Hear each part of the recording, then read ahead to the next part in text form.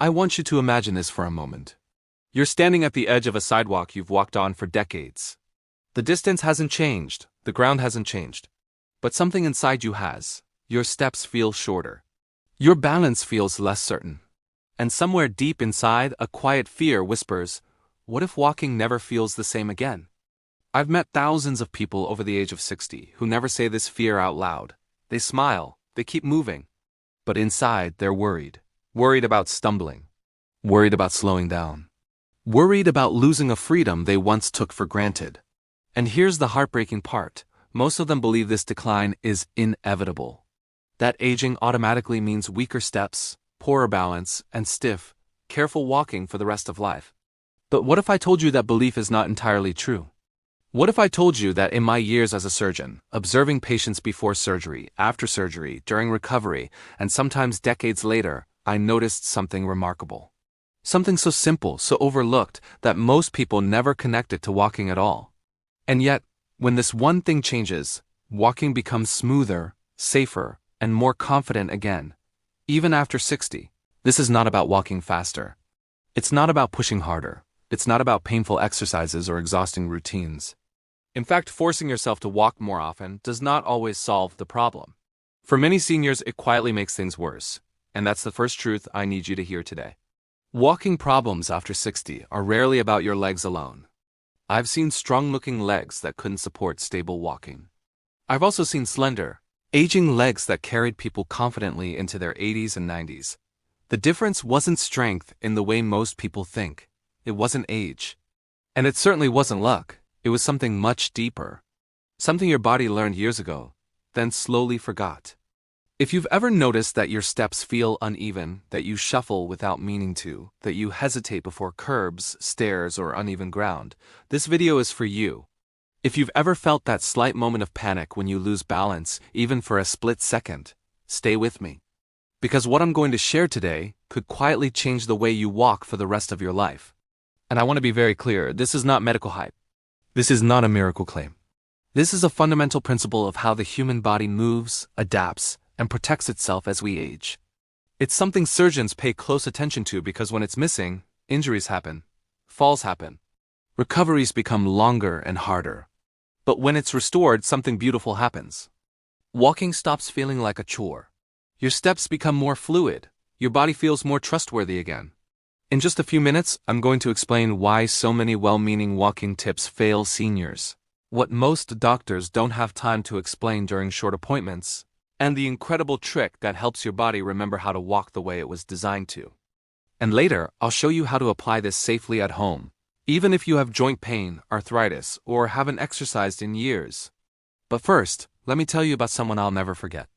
She was 72 years old, sharp-minded, independent, and proud of it. She walked every single day, never missed. But she came to me terrified. Not because of pain, but because she didn't trust her steps anymore. She said, "Doctor, I feel like my body hesitates before I do." That sentence stayed with me. Her legs were fine. Her scans were fine. Her strength tests were normal for her age. And yet her walking had changed. Subtly, quietly, dangerously. What helped her had nothing to do with walking longer distances or buying special shoes. It had everything to do with reconnecting her brain and body in a way most people never think about. And that's exactly what I'm going to reveal to you. If you stay with me until the end of this video, you'll understand why walking confidence fades with age, how to reverse that process safely, and how to take your first steps toward steadier, more natural movement again. So take a breath, sit comfortably, and listen closely, because this may be the most important walking lesson you've never been taught. Let's talk about what's really happening inside your body when walking starts to feel uncertain. Because once you understand this, everything changes. Most people believe walking is a leg activity. Move the legs, strengthen the legs, stretch the legs. Simple. But in medicine, we know walking is actually a conversation. A constant, rapid conversation between your brain, your nerves, your inner balance system, your feet, and your core. Your legs are just the messengers. Here's the part most seniors are never told. As we age, the brain slowly receives less clear information from the body. Not because the body is broken, but because the signals become quieter. Nerves conduct a little slower. Joints send less precise feedback. The feet, especially, lose sensitivity over time. And when the brain doesn't fully trust the information it's getting, it does something very human. It becomes cautious. That caution shows up as shorter steps, a wider stance, less arm swing, a slight forward lean. Many people think this is weakness, but it's actually protection. Your brain is trying to keep you safe by limiting movement it doesn't fully trust. This is why simply telling someone over 60 to walk more can backfire. If the brain feels uncertain, more walking just reinforces cautious patterns. You're practicing hesitation instead of confidence. I've seen this over and over again in recovery rooms. Two patients with the same surgery, the same age, the same physical strength. One walks smoothly within weeks.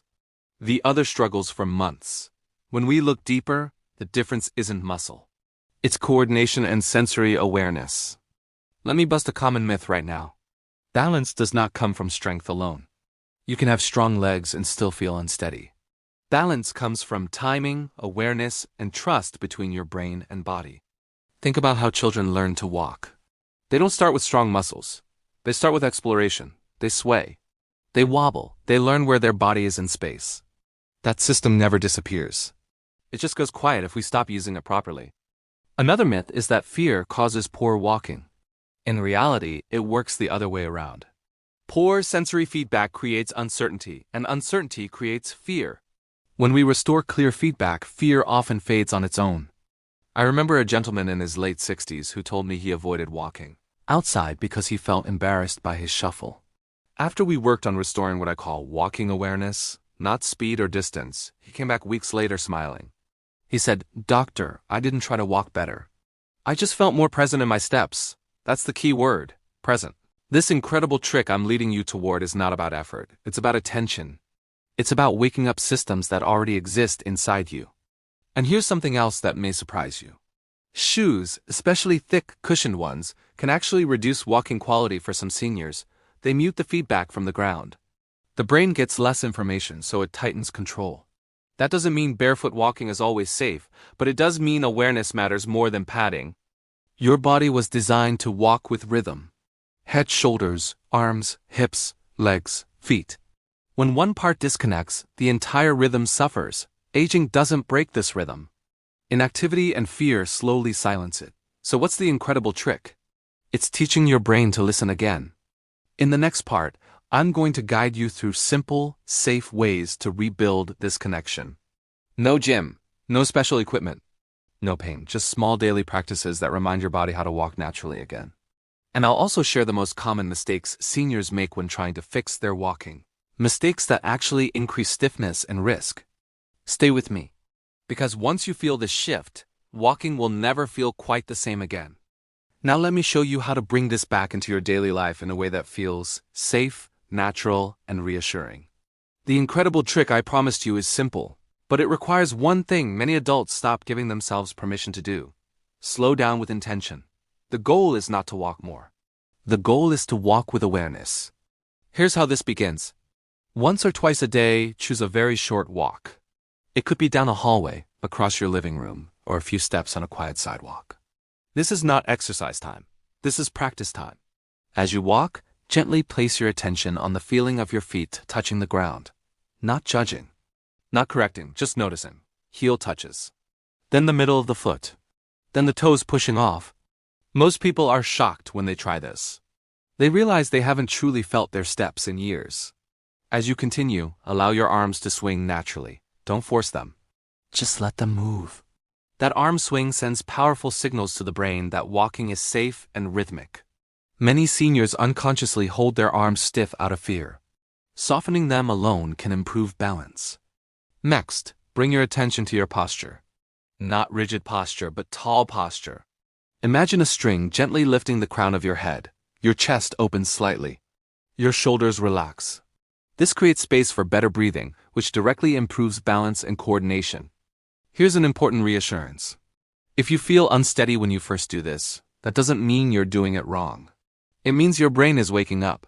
Just like waking a sleeping limb, there can be a brief period of awkwardness. That's normal. That's temporary. Now let's talk about daily habits that quietly sabotage walking. One common mistake is always rushing. Rushing trains the brain to skip feedback. Another is constantly looking down at the feet. This shifts balance forward and increases fall risk. Instead, let your eyes look ahead, with occasional glances downward only when needed. Another mistake is over-reliance on support when it's not necessary. Holding onto walls, counters, or furniture all the time tells the brain, "I cannot do this alone." Use support when you truly need it, but also give your body moments to prove it can manage safely. Diet also plays a role here, though not in the way most people think. Hydration is critical. Even mild dehydration affects nerve signaling and balance. Protein helps maintain muscle communication, not just muscle size. And minerals like magnesium support nerve function. You don't need supplements unless your doctor advises them, but balanced meals matter more than people realize. Rest matters too. Fatigue makes the brain cautious. If your walking feels worse late in the day, it's not failure. It's information. Respect it. One powerful daily practice I recommend is standing still for 1 minute, once or twice a day, near a stable surface. Feet hip-width apart, eyes forward. Just stand and breathe. This retrains balance without movement. It teaches your brain, I am safe here. From this calm, walking improves naturally. And please hear this clearly. Pain is not a requirement for progress. If something hurts, stop. Improvement comes from consistency, not force. In the final part, I want to talk to you about hope. Real hope, grounded in what I've seen again and again in people who thought their best walking days were behind them. I want to leave you with a message that stays with you long after this video ends. I want to end by speaking to you not just as a doctor, but as someone who has watched people reclaim parts of their life they thought were gone forever. Walking is not just movement. It is independence. It is dignity. It is the quiet confidence of knowing you can go where you choose when you choose without fear guiding every step. Aging does not steal this from you overnight. It fades when the body and brain stop listening to each other. And the beautiful truth is, listening can be relearned. I've seen people in their 70s and 80s soften their steps, lengthen their stride, and walk with a calm presence again. Not by pushing harder, not by chasing youth, but by respecting their body's design and working with it instead of against it. If your walking has changed, it does not mean you are broken. It means your body is asking for attention, not punishment. Every mindful step you take sends a message to your nervous system that says, I am safe. I am capable. I am in control. Over time, those messages add up. Confidence returns quietly. Fear loosens its grip. And walking becomes something you trust again. I want you to remember this one thing above all else.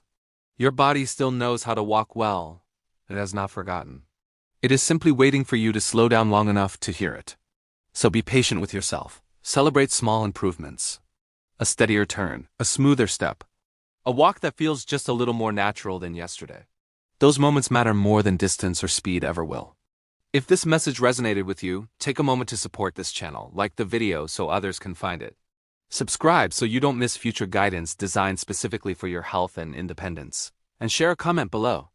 Tell me where you feel walking has changed for you or what you hope to improve. Your story matters and it may help someone else feel less alone. Thank you for spending this time with me. Keep listening to your body. Keep moving with intention. And remember, your best steps may still be ahead of you.